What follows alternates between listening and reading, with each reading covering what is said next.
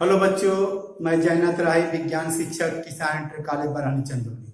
बच्चों, आज हम कक्षा 10 के विषय विज्ञान के अंतर्गत पाठ आपका क्या है, 16वां है, प्राकृतिक संसाधनों का संपोषित प्रबंधन।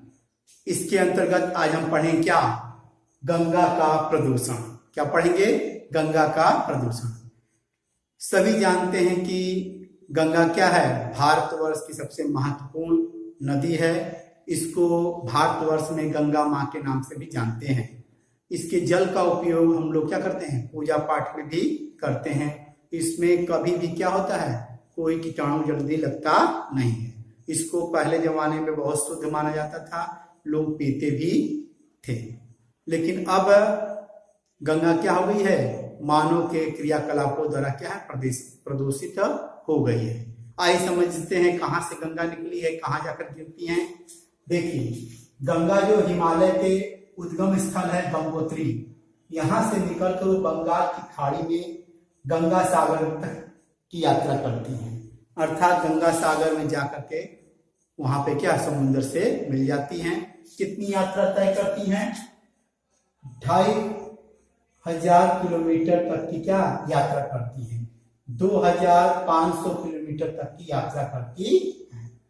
गंगा के किनारे पे कौन कौन से प्रदेश बसे हुए हैं? उत्तराखंड है आपका, उत्तर प्रदेश, बिहार तथा बंगाल बसे हुए हैं। जो गंगा होती है, नदी है जो गंगा किनारे रहने वाले करोड़ों लोगों को प्यास को बुझाती है, हरियाली लाती है, साथ ही साथ उद्योग धंधों के लिए जल को प्रदान करती है। लेकिन इन लोगों ने, मानव ने क्या किया है, गंगा को नाले के रूप में बदल दिया है। अर्थात गंगा को अत्यधिक प्रदूषित कर दिया है। कैसे प्रदूषित कर दिया है, ये देखते हैं। बिना सीवेज ट्रीटमेंट, बड़े बड़े शहरों को जो पानी है, सीवेज जो वाटर होता है, उसको बिना ट्रीटमेंट किए, बिना उसके प्रदूषण को कम किए ही क्या गंगा नदी में डाल देते हैं, जिससे गंगा का नदी अत्यधिक प्रदूषित हो रहा है। अगला है दाह संस्कार। हम जानते हैं कि हिंदू सभ्यता के अनुसार क्या कहते हैं, दाह संस्कार किया जाता है। उसके बाद उसके राख को क्या करते हैं, गंगा में प्रवाहित कर देते हैं। इससे भी क्या, गंगा प्रदूषित हो रही है। अगला, शव को डायरेक्ट जल समाधि बनाना। तो गंगा नदी में क्या करते हैं, शव को डाल देते हैं, जिससे गंगा क्या हो रही, प्रदूषित हो रही है। लोग उसमें नहा रहे बिना साबुन, मतलब साबुन लगाकर क्या करते हैं, लोग नहाते हैं, उससे भी गंगा क्या प्रदूषित हो रही है। कपड़े धोते हैं, यहाँ तक कि अपने जानवरों को उसमें नहलाते हैं, इससे भी क्या गंगा प्रदूषित हो रही है। तथा पूजा पाठ के बाद जो माला या अन्य चीज बचता है, उसको भी हम गंगा में फेंक देते हैं। इसके साथ ही साथ हम लोग मूर्ति विसर्जन भी क्या गंगा में ही करते हैं। इन सभी क्रियाकलापों से गंगा आज क्या हो गई है, अत्यधिक प्रदूषित हो गई है। अब देखते हैं क्या, जो गंगा का जो प्रदूषण है वो घातक स्तर तक पहुंच गया है। कैसे मापन किया गया कि गंगा ज्यादा से ज्यादा प्रदूषित हो गई है? उसके मापन का आधार पहला क्या है, बीओडी का मान बढ़ना। बीओडी मतलब बायोलॉजिकल ऑक्सीजन डिमांड। इसका मतलब होता है कि जो कीटाणु होते हैं वह जल में उपस्थित कार्बनिक हानिकारक कार्य पदार्थों को ऑक्सीजन का उपयोग करके अकार्बनिक में बदलते हैं। अर्थात वो जितना ऑक्सीजन इस्तेमाल करते हैं कार्बनिक को अकार्बनिक में बदलने में, उसे ही हम कहते हैं बायोलॉजिकल ऑक्सीजन डिमांड। यदि यह डिमांड अत्यधिक बढ़ेगा, एक का मतलब है कि पानी क्या है, अत्यधिक प्रदूषित है। दूसरा है आधार डीओ में कमी, अर्थात डिजॉल्व ऑक्सीजन में कमी। जिस जल में ज्यादा प्रदूषित जल होगा उसमें ऑक्सीजन की मात्रा कम होगी, डिजॉल्व ऑक्सीजन कम होगा, जिससे उसमें रहने वाले मछली जीव जंतु को ऑक्सीजन नहीं मिल पाएगा और वो मरने लगे। ये है दूसरा मापन का आधार। तीसरा है कोलिफॉर्म, जो जीवाणु है वो मानव के आंत में पाई जाती हैं। गंगा के जल में इसकी मात्रा अत्यधिक बढ़ गई है, और यदि अत्यधिक बढ़ गई है तो किस अवस्था को दर्शाता है, संदूषित होने की अवस्था को दर्शाता है। अर्थात कोलीफॉर्म की मात्रा अत्यधिक रहेगी जल में, तो वह जल अत्यधिक क्या होगा, संदूषित रहेगा। इस कोलीफॉर्म के मात्रा को हम लोग इस चित्र में देख सकते हैं।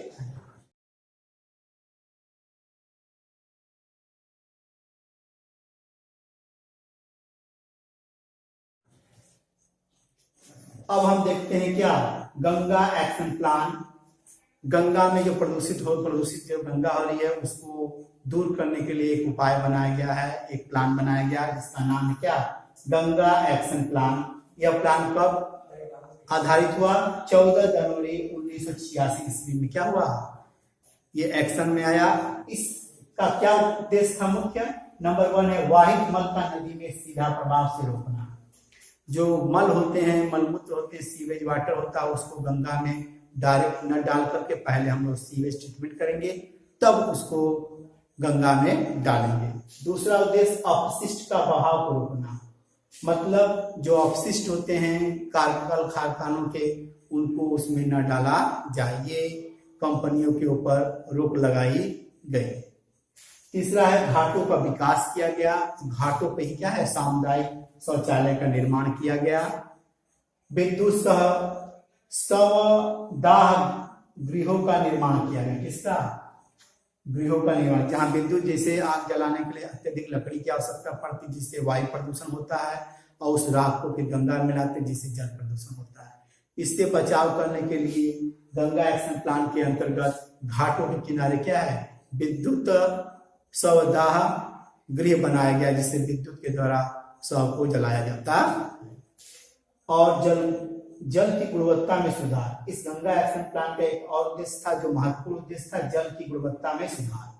क्या है सुधार लाना, कि कोलीफॉर्म की संख्या का मापन करना समय समय पे, बीओडी की मात्रा को मापन करना समय समय पे, कुल घुलित ठोस, कुछ घुलित ठोस होते हैं जो जल में पाए जाते हैं, जो हानिकारक होते हैं स्वास्थ्य, उसकी मात्रा का समय समय मापन करना। पीएच मापन, यदि पीएच यदि जल का अम्लीय है तो प्रदूषण को दर्शाता है, यदि पीएच क्षारीय है तो वह क्षार तक, मतलब जल के क्षारपन को दर्शाता है, जो दोनों अवस्था में क्या है, मनुष्य के स्वास्थ्य के लिए, जीवों के स्वास्थ्य के लिए हानिकारक है। इस तरह हमने क्या देखा, गंगा प्रदूषण के कारण को जाना और उसको रोकने के लिए गंगा एक्शन प्लान के उद्देश्यों को जाना। बच्चों, गंगा एक्शन प्लान को जितनी प्रसिद्धि, जितनी उपलब्धि मिलनी चाहिए थी उतनी मिली नहीं। उसके बाद सरकार ने क्या किया, national Ganga river basin authority संस्था का स्थापना किया। साथ ही साथ गंगा बचाओ अभियान की स्थापना की गई, चलाया गया। क्या करें, गंगा बचाओ अभियान। तब पर भी गंगा के प्रदूषण में कमी नहीं आई। तब उसके बाद केंद्र सरकार द्वारा एक एकीकृत संरक्षण मिशन चलाया गया। क्या नाम है, नमामि गंगे कार्यक्रम चलाया गया। ये कितने करोड़ का था, 20 करोड़ लागत का कार्यक्रम था, जिसकी शुरुआत कब की गई थी, जून 2014 में की गई थी। इस नमामि गंगे कार्यक्रम का उद्देश्य 2 था। पहला उद्देश्य क्या था, प्रदूषण का प्रभावशाली ढंग से नियंत्रण पाना तथा इसे समाप्त करना। अर्थात प्रदूषण के ऊपर जो प्रभावी ढंग से इसको क्या करना, नियंत्रण करना होता है, और प्रदूषण को समाप्त करना, ये उद्देश्य था। नंबर 2, राष्ट्रीय नदी गंगा का संरक्षण करना, अर्थात गंगा का संरक्षण करना। इस कार्यक्रम के अंतर्गत कौन से प्रमुख भाग थे, नंबर 1, वाहित मल उपचार सुविधाओं का विकास।